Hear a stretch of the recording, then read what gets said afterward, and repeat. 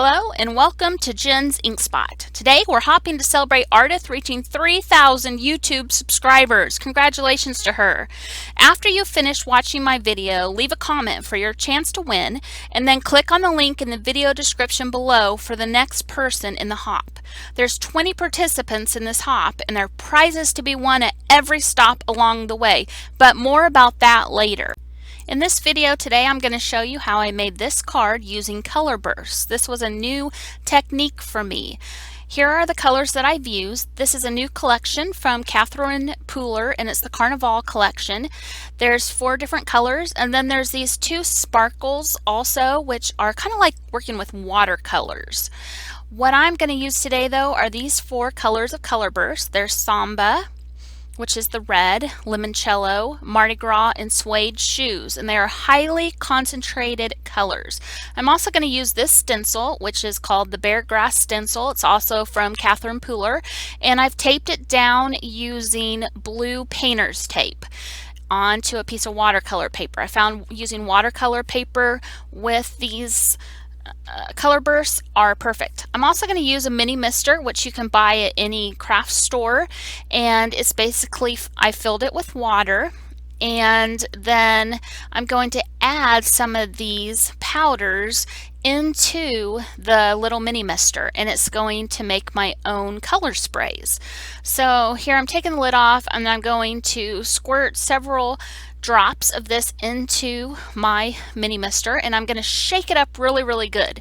So I'm going to want to make sure that it's all mixed up, and then when I start spraying it, I'm going to look to make sure that it's the color I want. If it's not, I can add more. If I think it's too dark, I can always add more water to make it not so strong. So I'm just spraying it randomly over my watercolor paper, and now I'm going to do the same thing with the red. It's kind of hard to see in the video, but you can kind of tell how I've squirted some in there. Now I'm going to shake it up again really good. I do this with each of the colors, and as this is shaking, the blue is still on my paper and it's drying and spreading a little bit. Now, when I started spraying this one, I thought that it was not quite as dark as I wanted it. It almost turned into a pink. So there's a tip for you. If you want it to be more of a lighter color, don't put as much of the powder into your water, and it'll make more of a pastelish color of the color that you're using. So I added quite a few, 2 or 3 more drops I think of this powder into my mister, and then again I'm shaking it up really good, and then I'm going to spray it. You'll notice this time when I spray it kind of close to my paper, and it almost makes like a little circle on my paper. If I sprayed it a little bit farther away, it would not quite, wouldn't quite make that circle, and it might spread out a little bit more.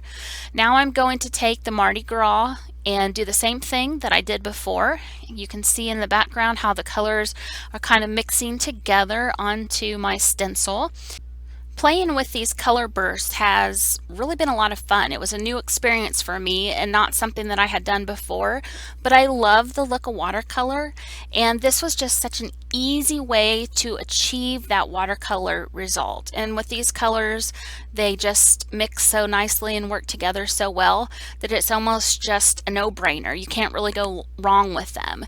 And so I really encourage you, if you haven't tried them before or you think it's maybe not your thing, give it a try and see what you think, because it's a lot of fun. I was really surprised on how easy it was and how much I enjoyed playing with it. So here you can see that I've added the green, and so all my colors are now on my stencil. I didn't use the yellow for this particular project.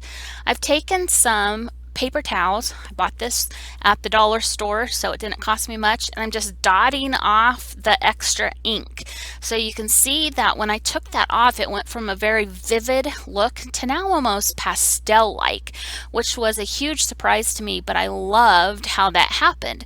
If you've seen some of my other cards I made using the color burst, you can visit my blog to check those out. The colors are much more concentrated and bright and vivid, and this is the pastel version of them. It's almost hard to believe that the colors that that you use directly on the paper, and the colors after they're patted down like that are from the same container. So here's the final result, and you can tell it kind of looks like a painting, and here it is without the stencil. Such a fun way to make a background and so quick. And I could have cut this into several different sizes so that I could use it on different cards, but instead I decided to just cut it down into one card front, which created the card that I showed you earlier. So what I used are the Ken Oliver Color Bursts. This is the Catherine Pooler collection, Samba, Mardi Gras, and Suede shoes. And then it also comes with limoncello. And then here's the card that I made using those colors. I've used several other products that I'll link below also. Here's a close-up. Don't forget to leave a comment on this video for your chance to win. We have some amazing sponsors that are giving out prizes. The more comments that you leave along the hop, the better your chance is of winning.